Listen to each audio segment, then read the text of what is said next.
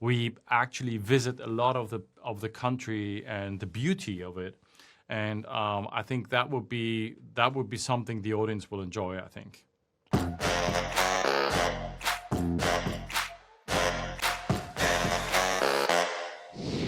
Klaus, I would love to know, season 2 really expands geography and history.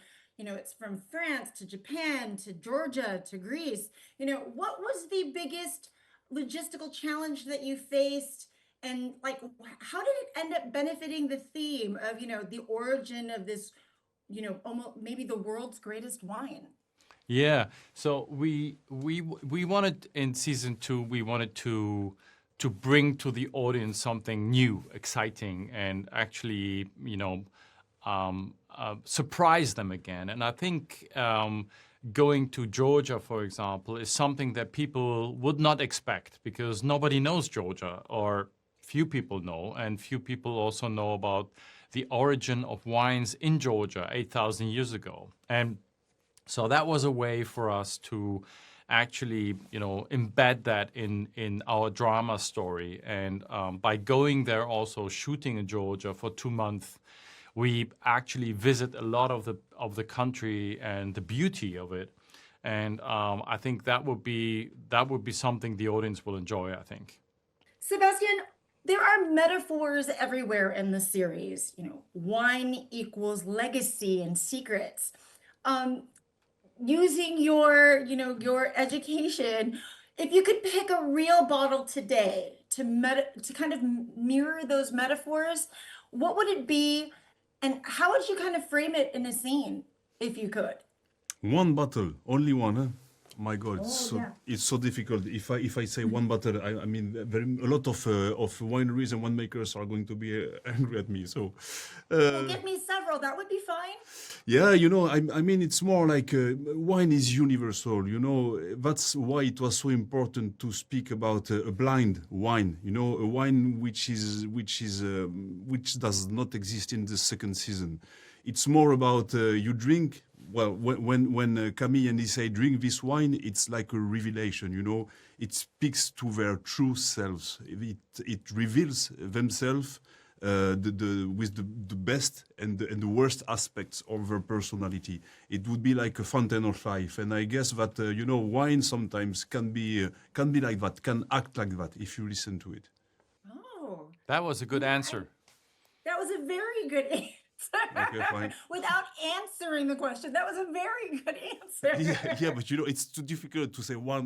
I'm sorry, but yeah, too difficult No, to no. choose one, to pick I'm up one. teasing you. I'm totally teasing you. Okay, fine.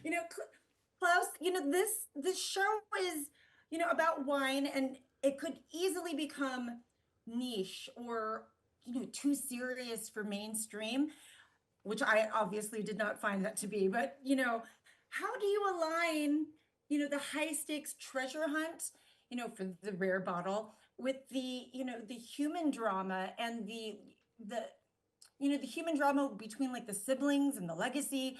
So, the viewers who don't drink wine are still hooked.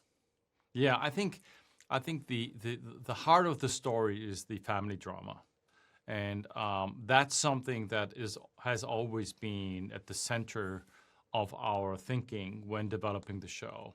Obviously, wine is like a catalyst, so it kind of reveals emotions, stories hidden in the past. It's kind of it brings you on the journey, but the journey itself would also, I think, work without the wine in a way, So that's kind of what we tried to build, and I think our director also is very much focused on not making it a wine story. So we always have checks and balances, like Seb thinking about the wine and the director thinking about the characters, and we meet in the middle. And I think the mix is something where each side finds, the continuing lead in the story.